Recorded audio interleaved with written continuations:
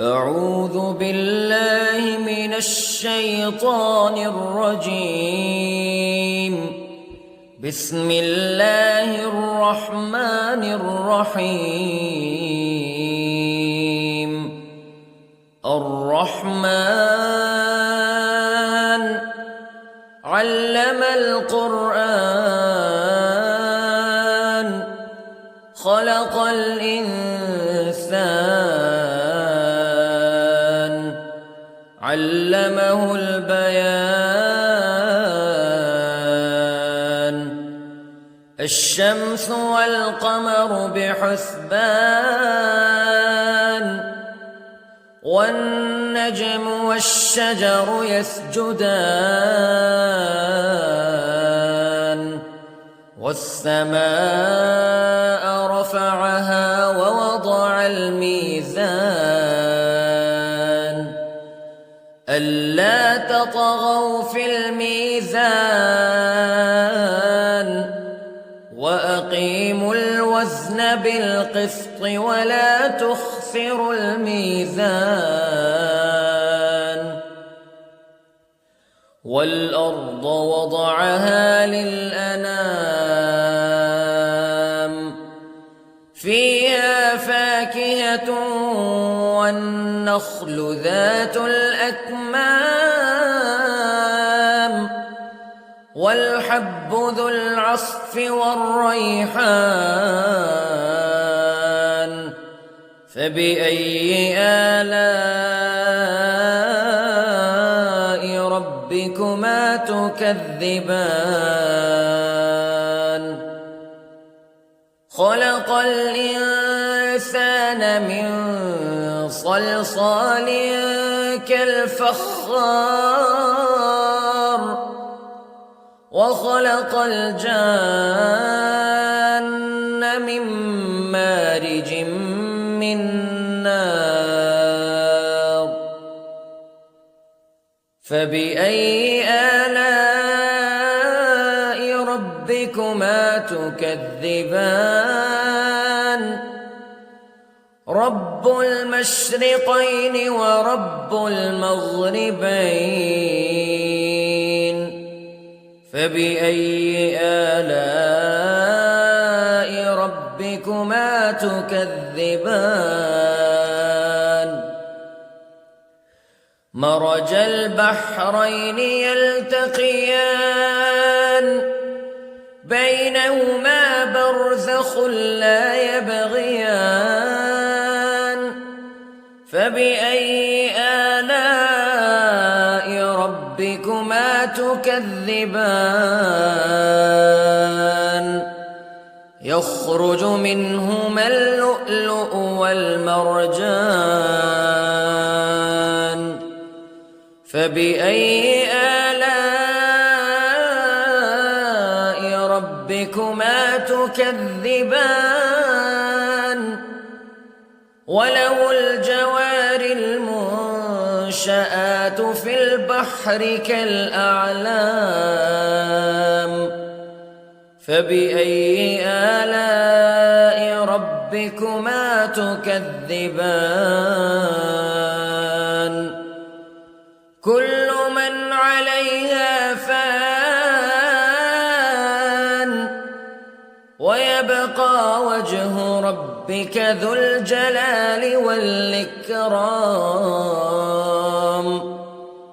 فبأي آلاء ربكما تكذبان.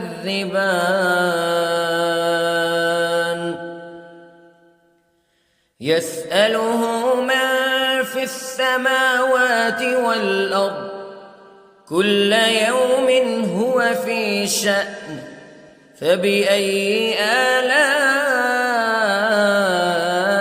ربكما تكذبان.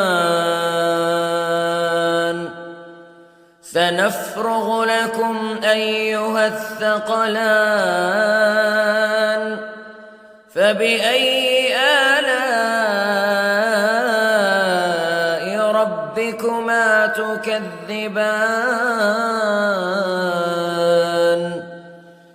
يا معشر الجن والإنس استطعتم أن تنفذوا من أقطار السماوات والأرض فانفذوا لا تنفذون إلا بسلطان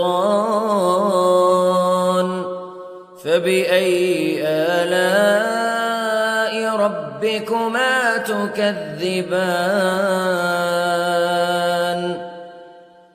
يرسل عليكما شواظ من نار ونحاس فلا تنتصران فبأي آلاء ربكما تكذبان فإذا انشقت السماء فكانت وردة كالدهان فبأي آلاء ربكما تكذبان فيومئذ لا يسأل عن ذنبه إنس ولا جان فبأي آلاء ربكما تكذبان يعرف المجرمون بسيماهم فيؤخذ بالنواصي والأقدام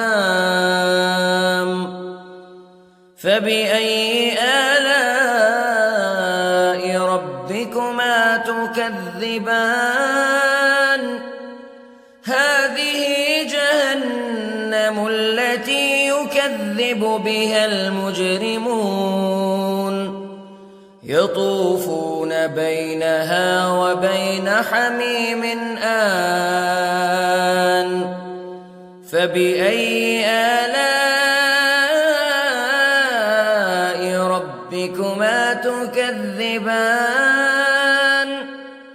ولمن خاف مقام ربه جنتان فبأي آلاء ربكما تكذبان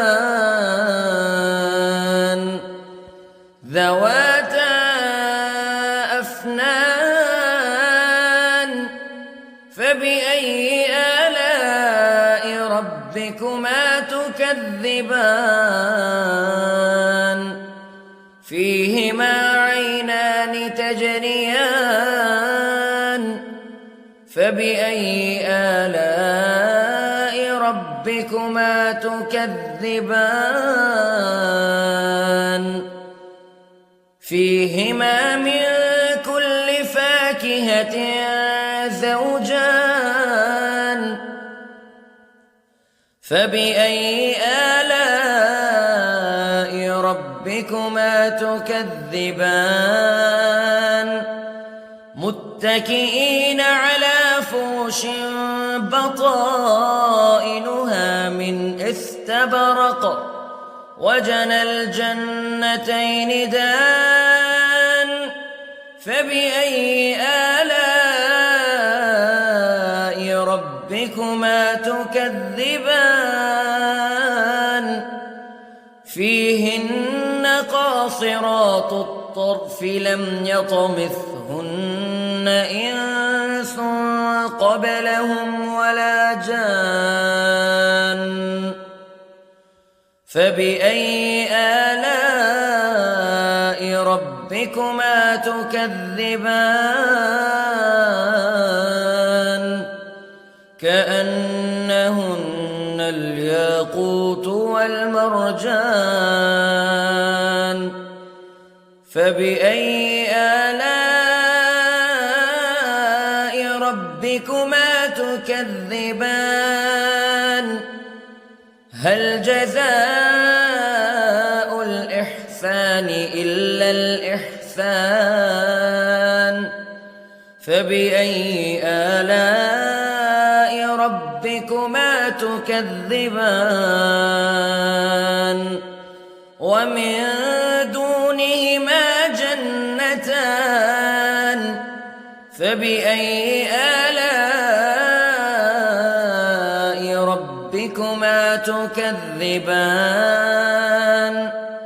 مدهامتان فبأي آلاء ربكما تكذبان فيهما عينان نضاختان فبأي آلاء ربكما تكذبان فيهما فاكهة ونخل ورمان فبأي آلاء ربكما تكذبان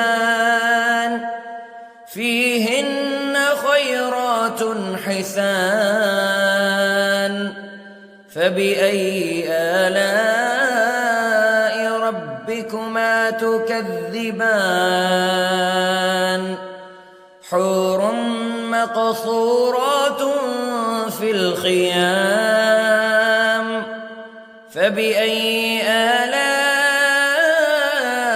ربكما تكذبان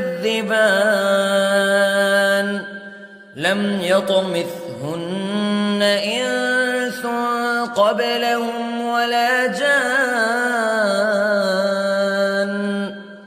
فبأي آلاء ربكما تكذبان متكئين على رفرف خضر وعبقري حسان فبأي آلاء ربكما تكذبان تبارك اسم ربك ذي الجلال والإكرام